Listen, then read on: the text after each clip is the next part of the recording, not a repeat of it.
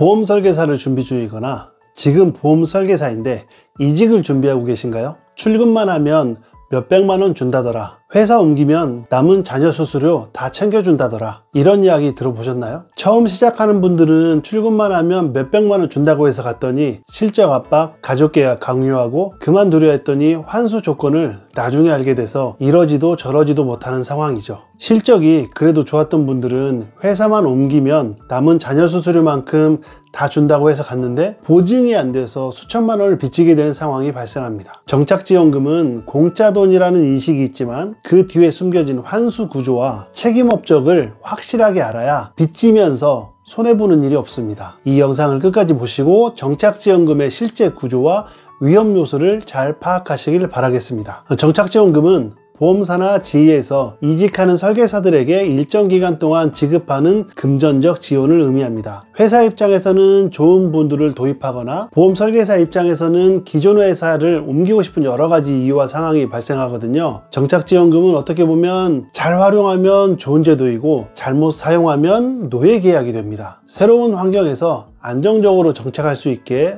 돕는다는 명목으로 제공이 되지만 실제로는 다양한 조건과 제한이 따릅니다. 꼼꼼히 따져보셔야 합니다. 자, 첫 번째, 담보 설정입니다. 대부분의 회사는 정착지원금을 지급하기 전에 담보를 요구합니다. 이는 보증보험이나 거주하는 아파트의 근저당을 설정하는 방식으로 이루어지는데 담보가 없으면 지원금을 받기 어렵습니다. 특별히 주의해야 하는 경우가 있는데 정착지원금을 받으면서 회사를 옮기는 경우입니다. 이전 회사에서 해촉이 다 이루어졌고 새로운 회사에서도 위촉이 되었는데 보증보험 한도가 나오지 않거나 근저당 설정이 되지 않아서 정착지원금을 못 받는 상황이 생기기도 합니다. 담보가 확보되지 않으면 아예 못 받게 되거나 아주 늦게 받는 상황이 생기는데 이직하면서 받는 정착지원금은 금액이 큰 경우가 많이 있기 때문에 반드시 꼼꼼하게 확인을 해야 합니다. 정착지원금을 위촉하자마자 받지 못하면 2, 3개월, 길게는 4, 5개월 동안 소득이 없이 생활을 해야 될 수도 있습니다. 이 소득의 공백은 여러 가지 문제를 초래해야 하기 때문에 반드시 정착지원금을 받으면서 회사를 옮길 때는 꼼꼼하게 담보 설정이 가능한지 확인을 하셔야 합니다. 자, 두 번째 조건, 근무 약정 기간입니다. 보통 3년의 약정 기간이 있어요. 이 기간 내에 퇴사하면 지원금 전액을 환수하는 것이 일반적이라고 볼 수 있습니다. 정착지원금의 액수가 큰 경우에는 약정 기간이 5년이 넘는 경우도 있는데 이 기간은 회사마다 다르고 업적을 채워야 되는 기간과 위촉 기간, 실제로 회사에 남아 있어야 되는 기간이 다를 수 있습니다. 예를 들어서 책임 업적은 2년 안에 해야 되고 회사에는 3년간 있어야 되는 그런 조건이 있을 수 있습니다. 자, 세 번째, 책임 업적입니다. 정착지원금을 받는 대가로 약정한 기간 동안에 책임 업적을 달성을 해야 합니다. 예를 들어서 3천만 원의 지원금을 받았다면 약정 기간 내에 3천만 원의 업적을 달성을 해야 하는 시기입니다. 제가 오늘 대형제의 한 군데의 정착지원금 구조를 확인해 봤는데 1,000만 원을 받으면 1,000만 원의 업적을 2년간 해야 되고 3년까지 위촉이 된 상태여야 합니다. 1,000만 원의 지원금을 받았다면 2년 동안 장기보험 1,000만 원의 업적을 해야 되는데 한 달에 40에서 50만 원 정도의 업적을 진행을 해야 되는 겁니다. 장기보험으로 월 40만 원의 업적을 하는 게 쉬운 일일까요? 1,000만 원을 받았다라고 하면 1,000만 원의 업적을 해야 되지만 2,000만 원을 받았다라고 하면 매월 80만 원 정도의 업적을 해야 됩니다. 장기보험으로만요. 회사 규정에 따라서 중간평가를 하는 곳도 있습니다. 3개월, 6개월 이렇게 일정 기간마다 진도율을 체크하고 목표 미달 시 추가 업적을 달성해야 하는 경우도 있어요. 그렇지 않으면 지원금의 환수가 이루어지거나 제가 계약해서 발생한 수당이 지급되지 않는 경우가 있습니다. 이런 경우는 본 적이 없긴 한데 정착지원금을 받으면 수수료율이 낮게 책정되는 경우도 있다고 합니다.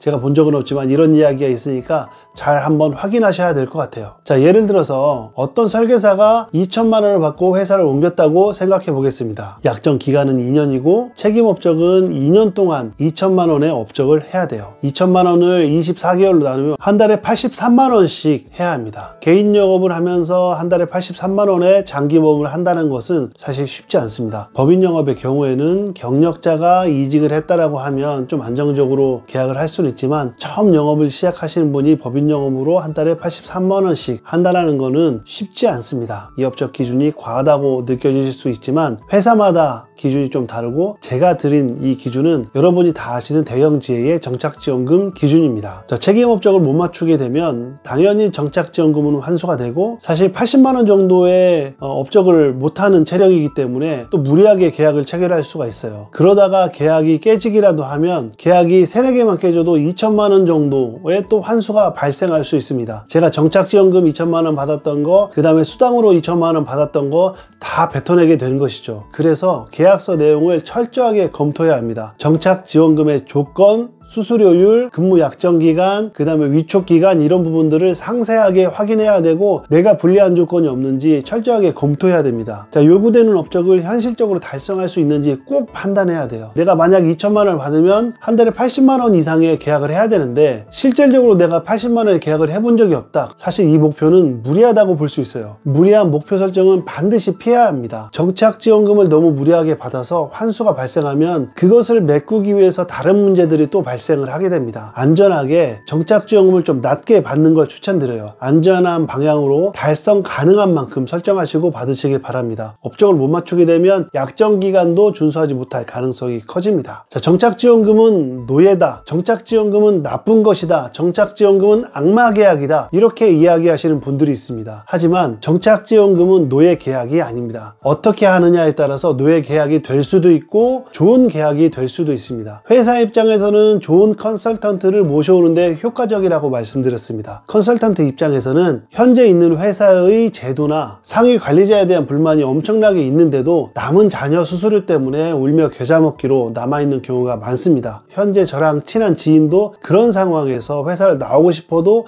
이 자녀 수수료 때문에 못 나오는 경우가 있습니다. 이런 분들에게는 회사를 이직하게 할 수 있는 정말 좋은 제도인 거거든요. 하지만 무리하게 정착지원금을 받거나 계약서를 꼼꼼하게 보지 않는다면 정말 악마 계약, 현대판 노예 제도가 될 수 있습니다. 저도 영업할 때 회사를 옮기면서 2번 정도 정착지원금을 받았습니다. 한 번은 조직이 갑자기 와해돼 버려서 그만두게 되었고 또 한 번은 개인적인 사정 때문에 한 6개월 만에 그만두고 나왔습니다. 둘 다 정착지원금을 뱉어내고 나왔습니다. 금액이 그렇게 크지 않아서 부담은 없었지만 저도 정착지원금을 뱉어낼 것이라고 생각해 본 적이 없었습니다. 그만큼 다양한 변수가 있기 때문에 정착지원금을 받을 때는 너무 무리하게 받지 않으시길 추천드리는 겁니다. GA에서 스텝으로 일할 때도 있었는데 그때 제가 정착지원금 수수료 담당을 했었거든요. 정착지원금을 받은 3분의 1 이상이 환수를 당했었습니다.